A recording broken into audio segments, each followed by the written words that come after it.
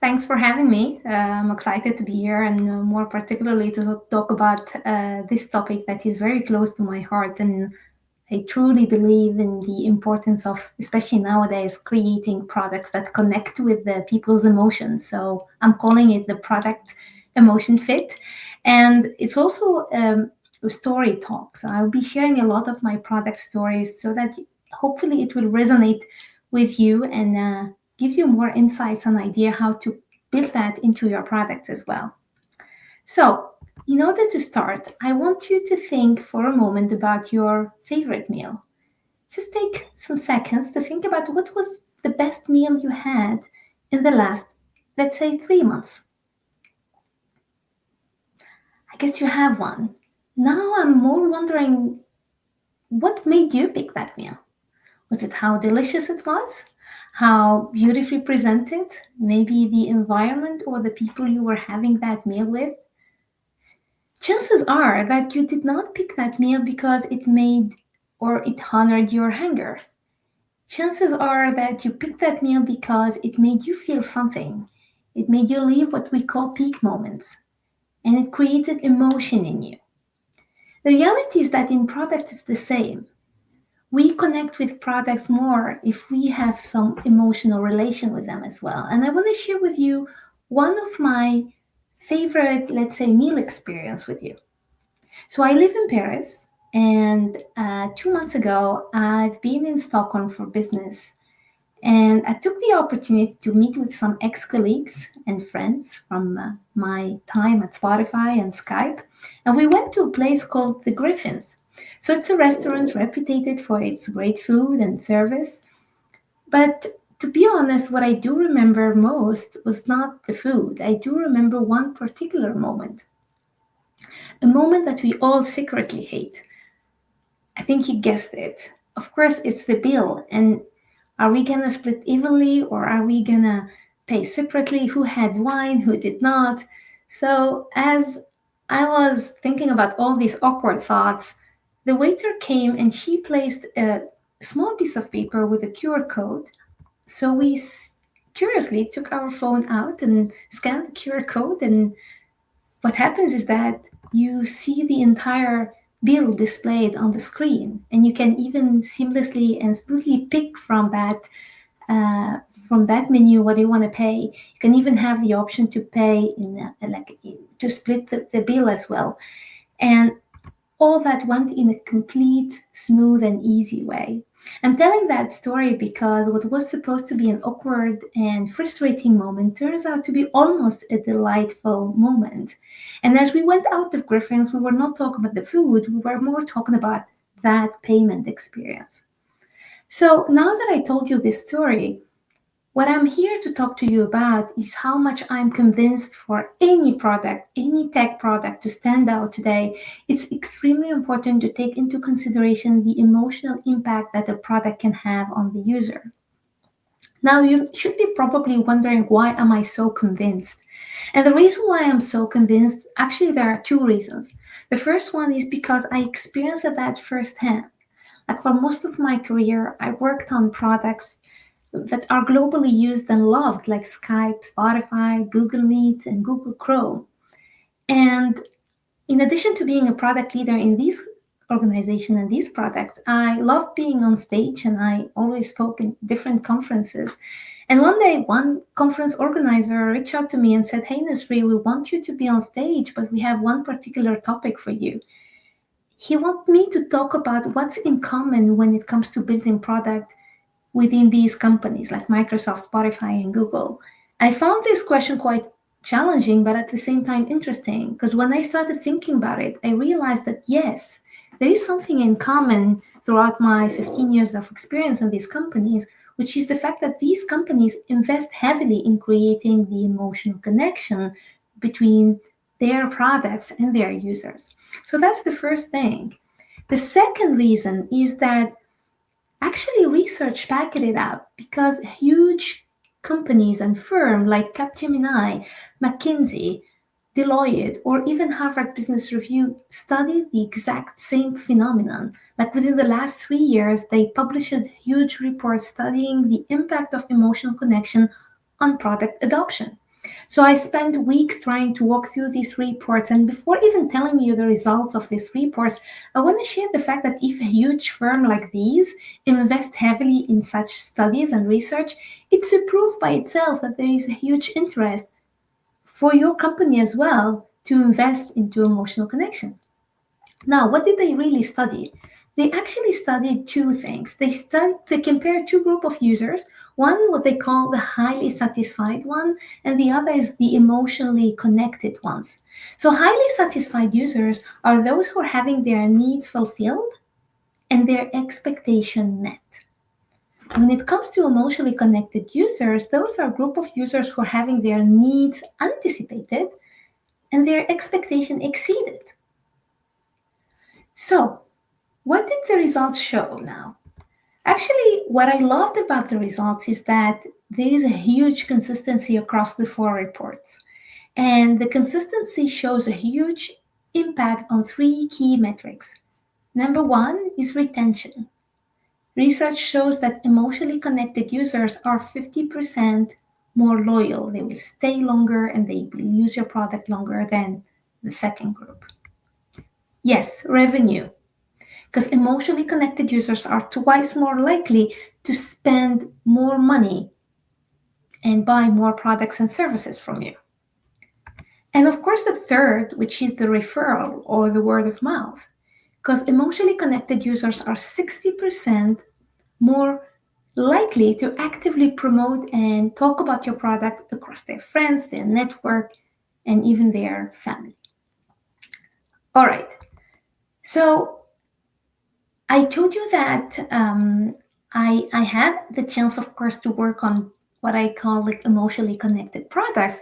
But in order to validate this concept, I went ahead and spoke to different organizations. I interviewed different product leaders that I consider successful, and I asked them about their perception of emotional connection. And there was no surprise because out of these multiple interviews, I realized that those companies invest in a way or another into creating emotional connection with their users. The problem is that there is no consistency, no tools or process that could help you really put that in place. So everyone is trying some ways. It may work sometime, may not work some others. So that's what made me create what I call the delight framework. Now, you should be wondering why it's called delight. Delight is because in the world of product, we all talk about we should delight our users. You know what? The problem is we don't know how to. So I created this framework in order to help people through a step-by-step process get into the aimed goal of delight. Let's go through that process or that framework step by step. So as for every product process, it operates into two spaces. There's the opportunity space where we explore options and the solution space where we try to put these options into solutions.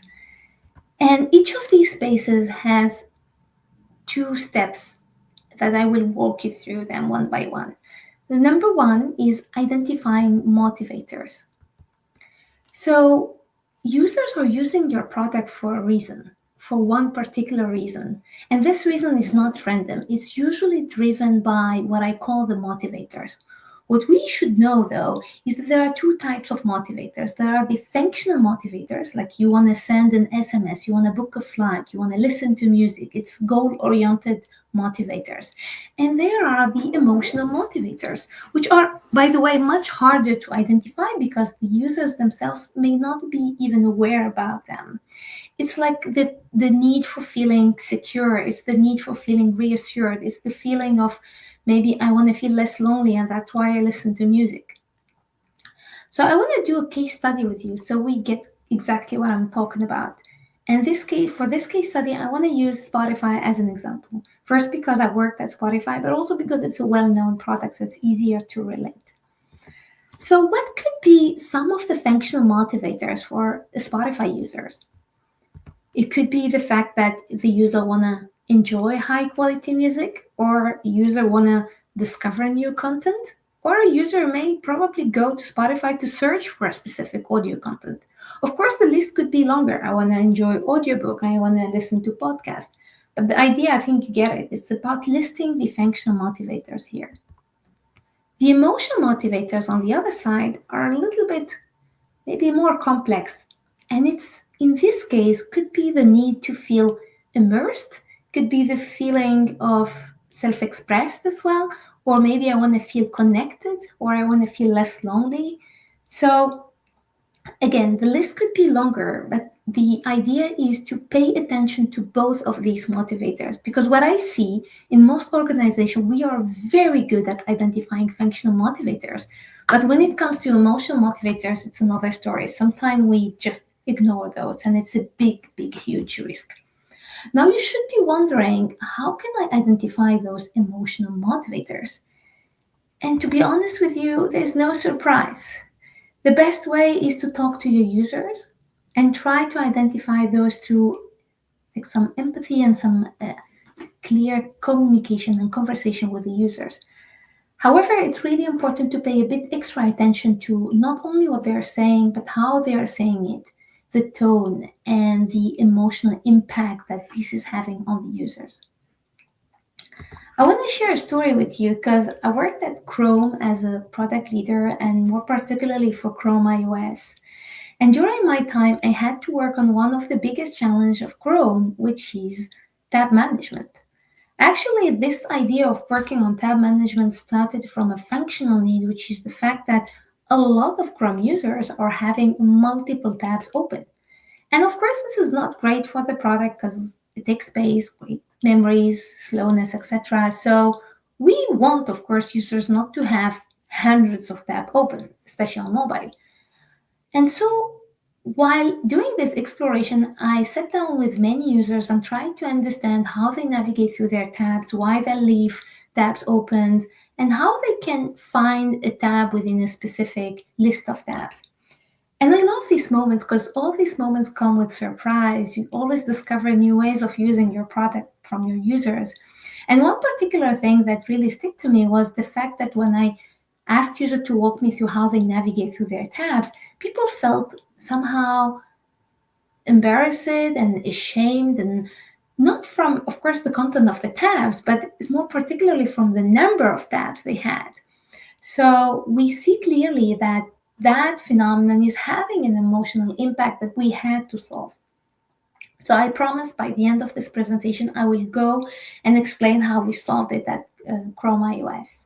But for now, I want to move to the second step of the framework, which is turning these motivators into real product opportunities. And to do so, I want to explain it with, again, another product from my own, which is Google Meet. So I joined Google Meet exactly when COVID-19 hit Europe. So the exact period, I think it was February or something. And it was, of course, a special time for Google Meet from a scale perspective, functionality perspective.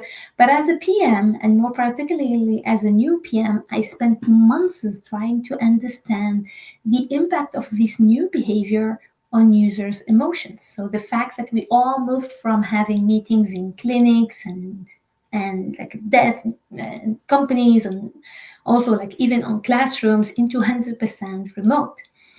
And of course, these conversation has been extremely important and sometimes hard to listen because, I mean, there is a lot of empathies, of course, while people expressing the need for privacy, the need for being present, the need for being connected. And among multiple needs that were surfaced, I remember there have been these three things that were spoken about. The fact that people express boredom, the fact that people express low interaction while working remote or having remote meetings. And also there's even a new term that was surfaced during that time, which is the Zoom fatigue. And to be honest, I was happy it was called Zoom fatigue. I mean, it's always better to put things when they are negative on the competitor. But anyway, so how can we turn these, let's say, demotivator in this context into real product? And what we did is, in that case, I love representing things under the how might we statement. So in that case, it would be something like, how might we improve meeting experience for participants in prolonged online meetings in order to maintain their engagement and reduce their sense of boredom? And of course, we brainstormed a lot of ideas and we tried to come up what could be the one that could really improve this experience in the way that we wanted. And we came to reactions or emoji reactions. So, emoji reaction was born out of this reflection that people wanted to be more present, they wanted to be more connected, and also from the fact that comment like takes time and effort, and muting yourself feels a bit invasive to cut the speaker to say that I agree or I don't agree or something like that. So that's how we brought emoji reaction into life, and people loved it. They didn't just use it so much, but also they requested for more emojis to represent more emotion from their side. So that was the opportunity space, which is the first space. It's all about identifying what motivates users, again, from a functional and emotional side, but then turning these into real opportunities. At this stage, we are getting to the solution space, which is how can I turn these opportunities into real solutions? And for that, I want to propose to you a tool that I created, which is called the Delight Grid. So the delight grid is a simple representation of the motivators that we spoke about earlier. So remember, there is the emotional motivators that I'm listing horizontally and the functional motivators that I'm listing in this grid vertically. So all you have to do is to place those motivators that you explored within the first phase or the first step and place them in the grid. Why do we do that?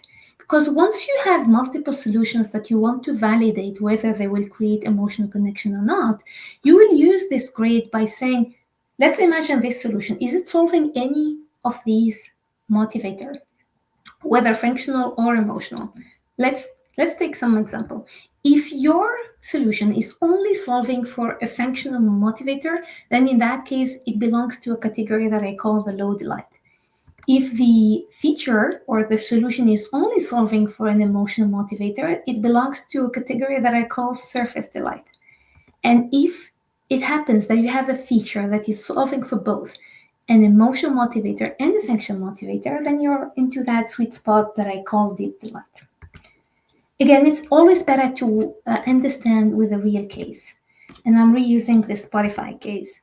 And during my time at Spotify, I get a chance to walk and to work on multiple features that are shaping the Spotify brand and personality today.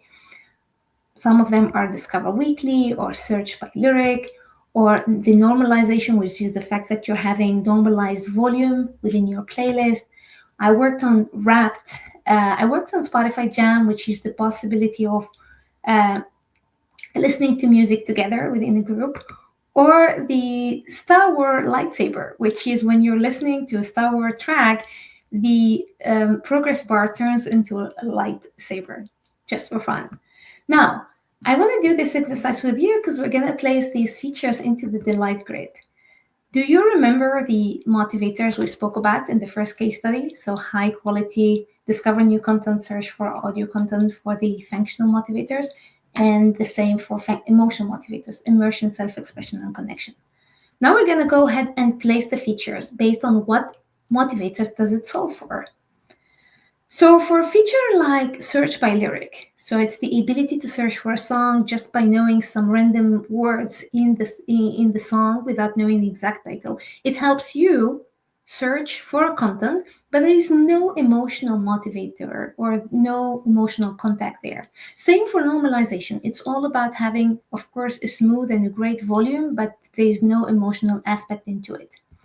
However, features like Star Wars lightsaber or even Wrapped, I think you agree with me if I tell you that there is no functional need in there. I mean, nobody really asked for Star Wars lightsaber for solving a functional need, or even Wrapped, which is one of the most used features of Spotify. However, other features like Discover Weekly or Spotify Jam, these are features that, of course, are solving a functional motivator because it helps you discover new content. But there is an emotional aspect into them as well, which is the fact that you can express yourself through personalization or help you get some connection through Jam, for example. So I want to highlight the fact that the best product is the one that is having a bouquet of the three type of delight within the roadmap. So ideally, you should have some low delight, some surface delight, some deep delight. And never neglect the power of surface delight, because a feature like Wrapped, just Wrapped by itself, had a huge impact on the app download, and it's heavily used and shared among the Spotify community as well.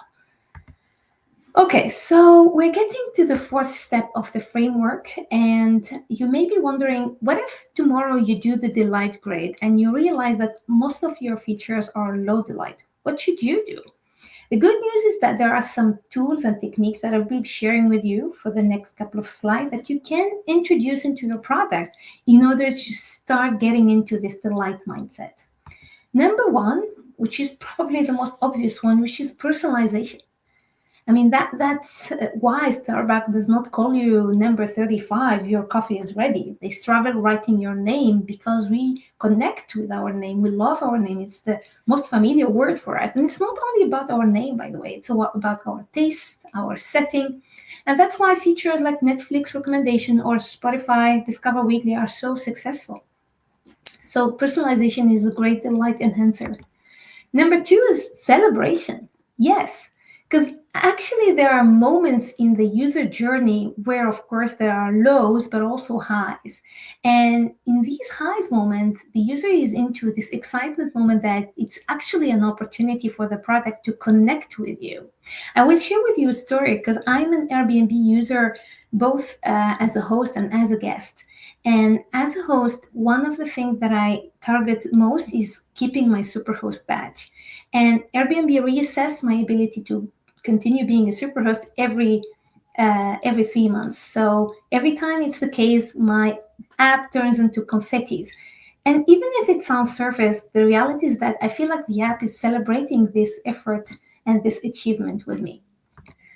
Enhancer number three, which is probably my favorite, I love it, which is humanization. It's all about asking yourself, how would the experience be better if it was done by a real human being? And I want to share again this with a story with you for that, because I spoke with the head of product at Dyson, and Andy, the head of product, told me something quite interesting, because I have a Dyson vacuum cleaner at home and I love it. And I told Andy, how come that I love a vacuum cleaner so much? And he told me something quite interesting, because he said, we do not compare our vacuum cleaner to competitor, but we do compare our vacuum cleaner to how it would have been done better if it was done by a real human. So think about cleaning your house. If you hire someone to do that for you, you probably recommend starting with a certain room or cleaning in a certain way. And they introduced this recommendation into the products as well. So this is something extremely important to take into consideration as well. And the fourth, which is the last among the enhancer, it's probably the cheapest as well, seasonality. I played a lot with that at Google Meets. Like every time it was like a Easter or Christmas or Diwali, we played a lot with adding seasonal background, and people loved it because we see peaks of adoption and even a continuous growth over time. All right, so I promised to get back toward the end to how we solved the tab management challenge. And remember, it was a functional and emotional challenge. So the way how we did it was we introduced this inactive tab. It's a small group of tabs where we place all tabs that were not used for more than 21 days into that tab group. And the result is like a cleaner tab grid, of course, more compressed and less thumbnail from a technical perspective, but also from an emotional perspective, you see a smaller number of open tabs and you feel more relieved about yourself. Okay, so I getting to the end of this presentation, and I want to share that I left Google actually last year, and I left Google with a mission. My mission is to help companies build more delightful products. But I quickly realized that this is a bigger topic for talks and workshop, and I started writing a book about it. So I'm writing a book called Product Delight. The book is coming soon, hopefully before summer, so stay tuned. And with that, I want to leave you with these three key messages. Delight is not a cherry on the top. It's a must-have nowadays for differentiation. Delight drives impact, and we've seen retention, revenues, referral. And of course, it's actionable because now you have a framework that you can apply in an easy step-by-step process. With that, I would love to connect. I'm available on LinkedIn. I'm putting in QR code, of course, for the for the slides if you want to get them. And feel free to reach out anytime or even now if you have questions. Excellent. Thank you, Nesrine. That was a really brilliantly kind of constructed talk, taking us through all of those different examples. I really thought it was great. So thank you for sharing that. If anybody has any questions, please write them in. We probably only have time for one or two, but I'll kick the ball rolling, because one of the biggest challenges I always find is, I loved your grid about the functional and emotional metrics, but what it's often a lot of assumptions internally that we're making, that my idea is going to solve this functional problem, or my idea is going to solve this emotional one. So do you have any advice for people on how to try and minimize the number of assumptions that we make while we're trying to place our ideas on that matrix?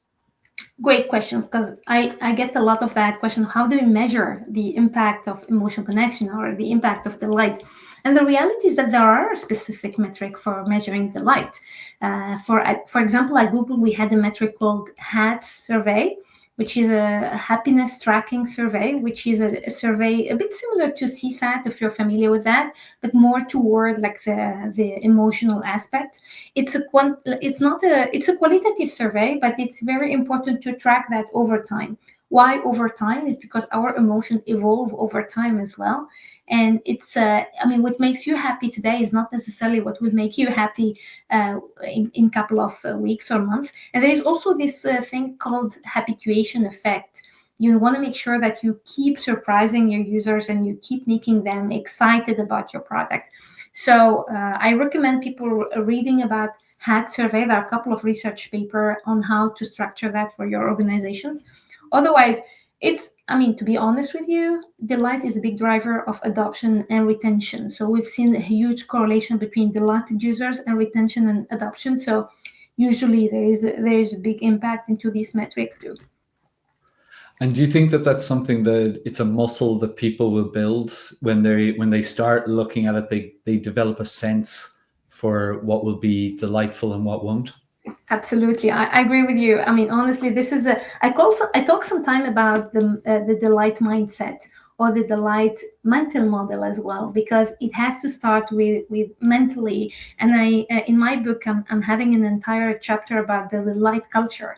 You need to build a delight culture, and this depends a lot about your leaders, like setting that in place. For example, as a product leader, I used to have a delight pillar into my strategy document. And that's something that you need to hear many times in order to build that muscle that you just mentioned. So it's not something that you build once a year and then it's over. So there is a continuity, there is a push that is needed from leaders to get into that culture. And there are plenty of companies, by the way, that are building this muscle, and they are even mastering the muscle of delight, and they are succeeding through that. Excellent. Well, thank you very much, Nesrine. That actually brings us to time. I'm looking forward to when your book comes out. So please do keep in touch and let us know, because it is something that I think a lot more products need. They need that delight touch instead of the pure functional. Thank you. Thank you for having me.